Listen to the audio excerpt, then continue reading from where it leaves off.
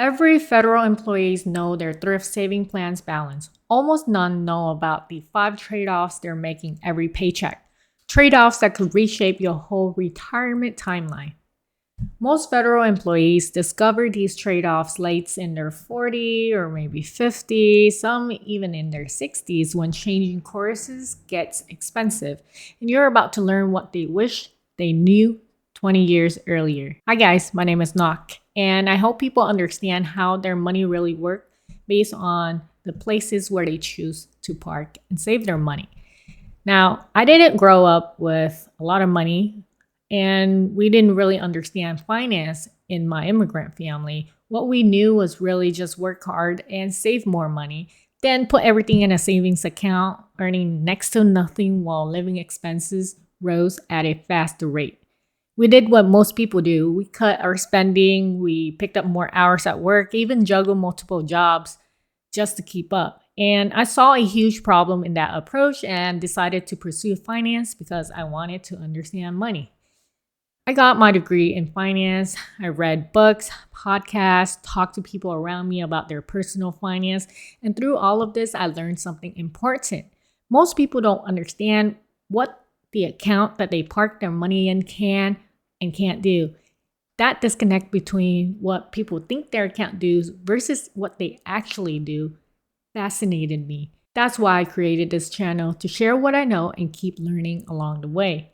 I'm glad you're here, so let's dive right in. All right, okay, so today we'll be talking about your thrift savings plan, or as known as the TSP. And by the end of this video, you'll understand exactly how your TSP works, the origin story behind its creation, who can participate, and contribution rules, tax implications, market exposure realities, access rules and fee structures, what TSP does exceptionally well, and the 5 key design trade-offs that impact your retirement strategy. Let's start with why TSP exists in the first place. It's 1986 and the government has a money problem. Old-style pensions for federal workers cost too much. They promise a lifetime payments to millions of people, but there's not enough money to keep that promise long-term. Private companies figured this out earlier, since 1978.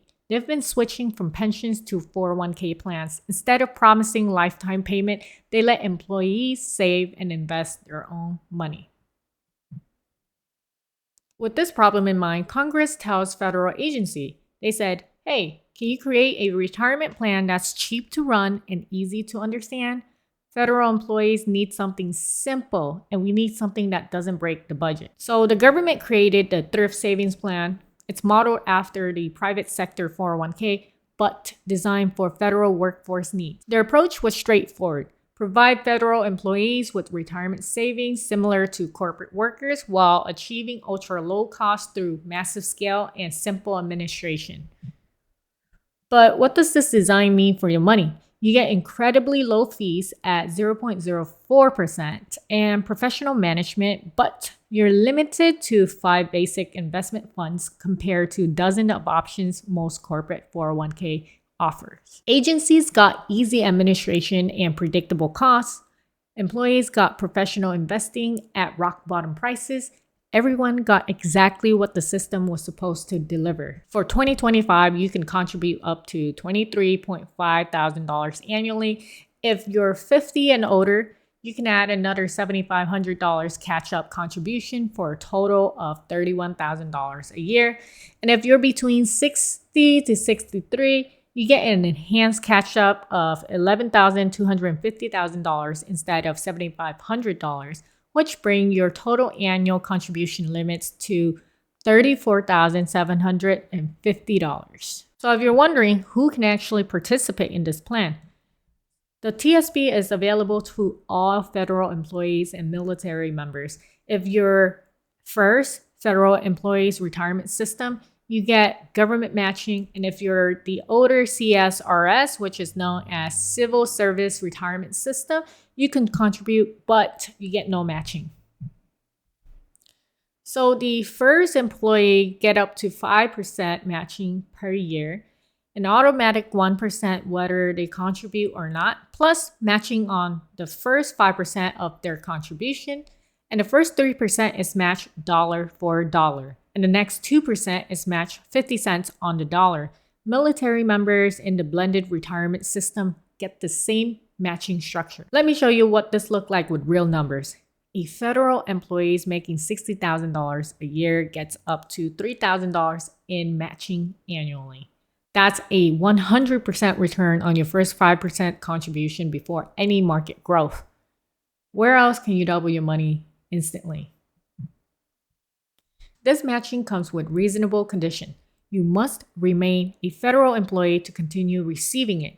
You can't catch up mismatching from years you didn't contribute, and the government match follows the same tax treatment and access rules as your contribution. For traditional TSP, both your money and the match are taxable in retirement.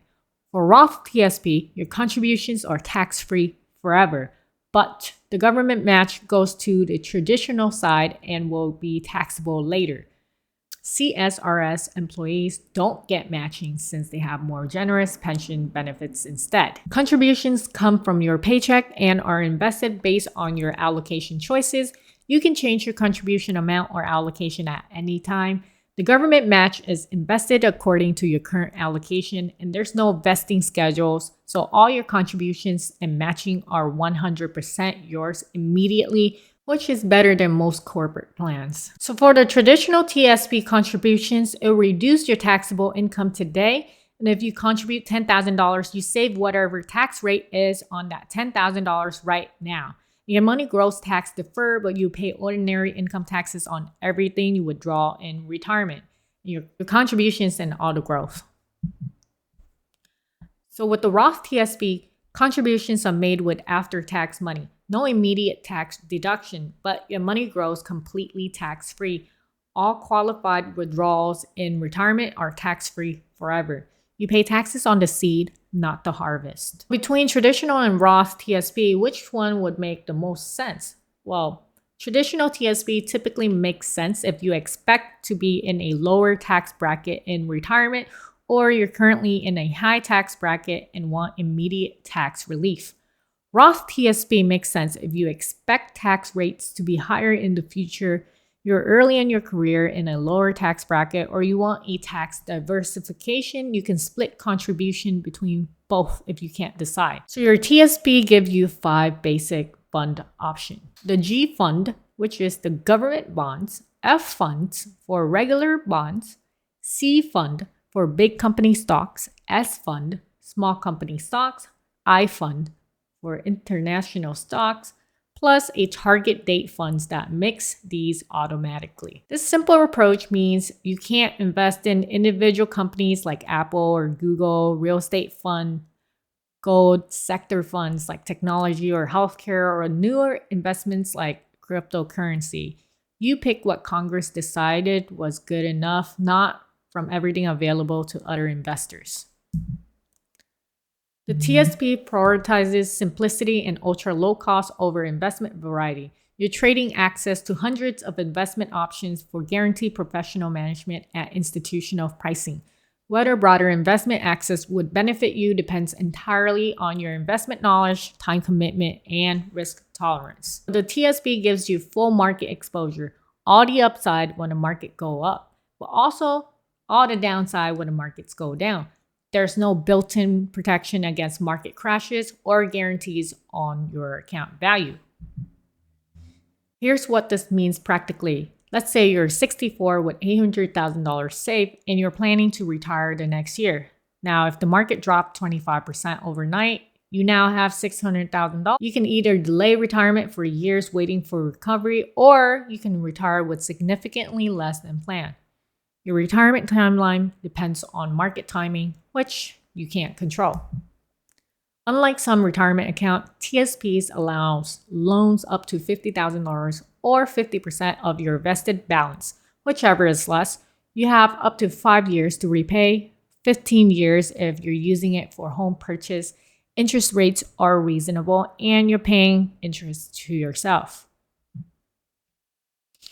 This is important. If you leave federal service, the loan typically must be repaid within 90 days or it becomes a taxable distribution.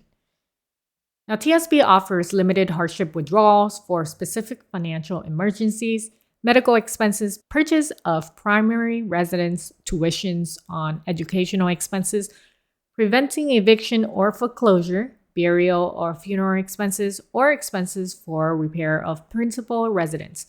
You pay income taxes plus a 10% penalty if you're under 59 and a half. Once you're 59 and a half, you can take in-service withdrawals while still working, but this stopped all future contribution and matching for 6 months. Financial hardship withdrawals also triggered a 6-month contribution suspension.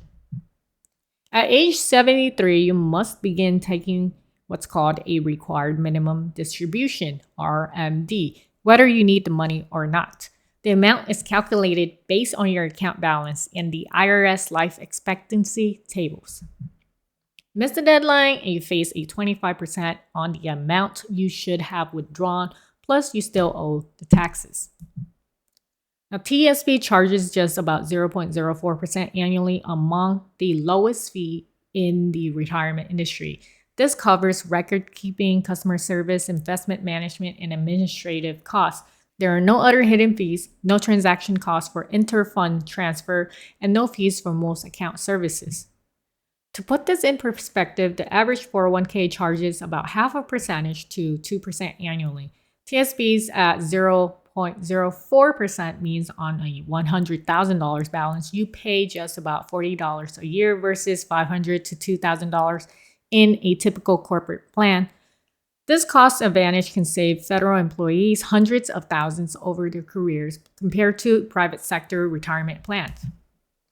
TSP excels at what it was designed for: simple, cheap, diversified investing. At 0.04% annual fee, it beats almost every other retirement plan in America. The funds are professionally managed, broadly diversified, offer government matching for FERS employees, and need zero investment knowledge to use well. It's one of the best employer-sponsored retirement plans available anywhere. So you got the full story. TSP was designed in 1986 to solve a specific problem: pension costs, administrative headaches, and employee investment education. It succeeds perfectly at those goals, but creates 5 trade-offs you should understand. The limited investment options trade variety for simplicity. Market exposure gives you full upside and downside with no protection.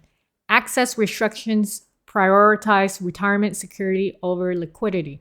One-size-fits-all design doesn't account for individual career path or income level, and the system assumes a 30-year federal career with pension coordination.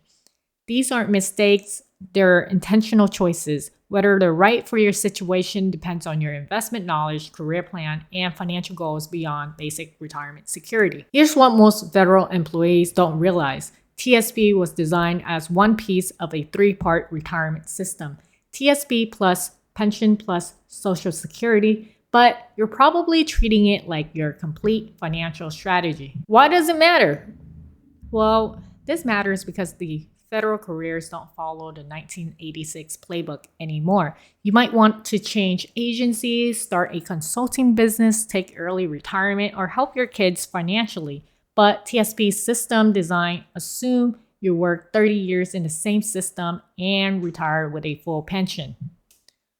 For high-earning federal employees, TSP's limitations get expensive. You're likely doing most of your wealth building in taxable accounts, missing tax advantage strategies that could save you tens of thousands annually. You're locked into investment options chosen by Congress instead of optimizing for your specific situation.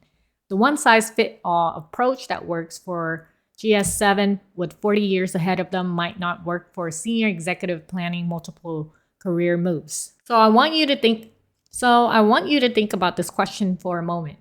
Is your TSP your best option, or is it just your only option? Most federal employees have never considered this distinction. They assume their TSP is the best choice because that's what their employer offers. They assume their TSP is their best choice because it's what their employer offers, because it has ultra low fees, because it's called a retirement plan. But now you understand the complete picture, the contribution limits, the tax implications, investment limitations, market exposure, access restrictions, and design choices built into 1986 priorities. For some of you, maybe your TSP is perfect for your situation and this season of your life, but for others of you, maybe it's time to explore whether there are additional strategies that addresses what this government benefit can't provide. You now understand how your money really behaves within the TSP system. You face a choice: accept the 1986 limitations or explore additional strategies that could enhance your financial flexibility.